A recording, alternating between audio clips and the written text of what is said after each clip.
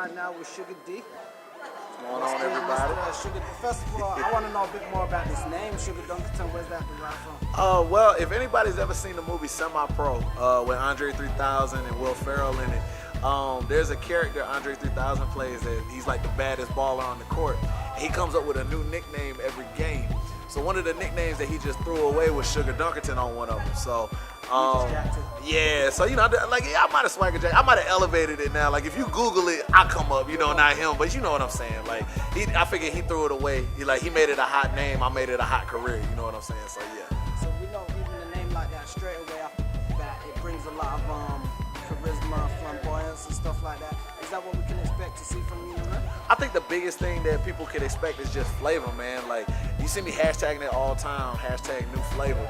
And the thing about it is, I think when you look at how the business works, you got cats doing the same old thing. You got cats rehashing, like trying to do stuff or whatnot. I'm just trying to take it to some new levels, man. It's a party when I come out to the ring. That's what they're gonna get. Is this your first time out in the UK? Or did you travel? Absolutely. I've been overseas for Japan and Ireland.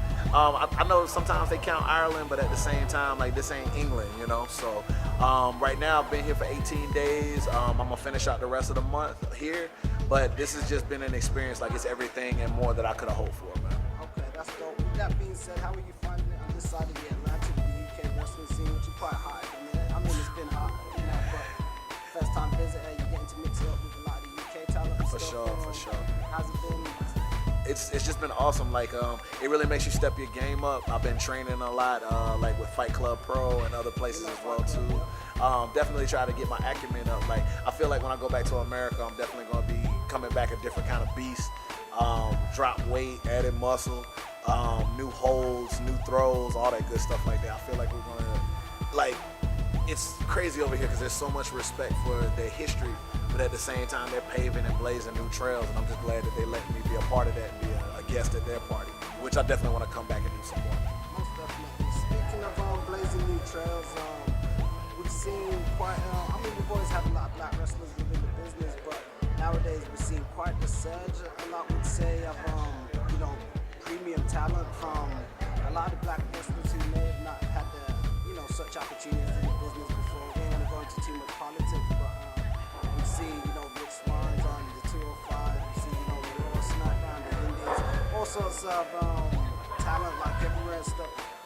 Coming up yourself as a black wrestler, how's your experiences been, your inspirations, how do you find the business and stuff like that? Like, dude, as far as inspirations go, like Coco Beware, Booker T, cats like that, like I just, they went through so much so that we'd be able to have those doors kind of open to us. And now, like, I love this new renaissance of black because I feel like in the older days, and I don't mind mentioning it, it's just, it was a lot of companies telling black wrestlers how to be black and asking us to go out there and portray that. Now we just being the black that we want to be. Like the New Day, to me, is a perfect example of that. It's Black Boy Joy.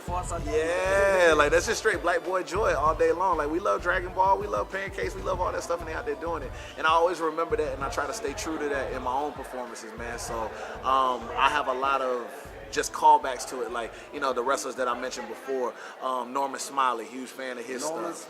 And then Black Magic, like I'm in a big wiggle. And then like I try to throw influences of like Morris Day, Jimi Hendrix, nice. A little bit of Rakim, like just guys like that. Like I look at their style and their overall attitude, and I try to put that in what I do, and just like my general style, my ring style, all that stuff. Like, and I feel like they need that because there's gonna be a generation of black wrestlers after me, and whether I go all the way to the top of WWE or I stay like a mixtape wrestling indie legend, I just want them to know it's possible and they can do it their way. We definitely love and appreciate the swagger and stuff. So, quick question, in terms of, we're going to take it off wrestling for a slice. For sure.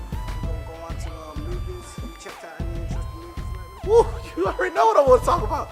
Woo, Wakanda Forever. Man, Black Panther, so necessary. Like that movie was like so necessary right now. Like there's a ton of good movies I've seen. I'm a big movie buff anyway. I want to give a shout out to Murder on the Orient Express, like the new version that just came out too. That's the new Poirot. Very nice, very nice. But like Black Panther is just recent to me. I've just seen it. And to me, it's huge that we even had something like that, because I can't remember us having all black cast like that, just forefront, center, just looking that cool, that awesome, since like maybe Boomerang back in the day with Eddie Murphy, you know what I'm saying, with the professionalism and just the fact that like there's an excitement level amongst us, like not just people in general. I think people understand the magnetism behind that movie, but there's an excitement in general amongst blacks, because for once we got a film that's like a huge event without it being about drug dealers or you know, slave trade and all this other stuff like that. Like I'd love to see one day a black actor be able to go across that stage for the Oscars and it be about, you know, yeah, like as a king or, you know, an artist or something like that, not dirty cop or drug dealer or slave, you know. And for once we're finally being able to see ourselves portrayed in, like, you know, my black women, my black men as like,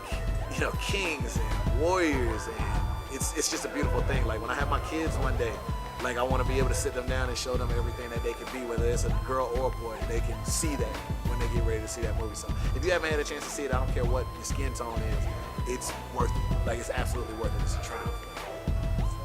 And lastly, what can we expect from you at SUPERCLASH tonight, or anywhere for the SUPERCLASH crowd? When Shook D comes in the house, especially when I'm brand new to folk, you know, I gotta give them the flavor. I gotta give them that party. You know what I'm saying? So, I don't know if y'all pay attention to the memes or whatnot. You know, they got Salt Bae, but you know, Suge Bae, I'm gonna put that sprinkle on you real quick, give you a little flavor that you can savor. And most definitely, if you don't know me, I'm gonna be the guy that you wanna know by the time the show is over. You dig?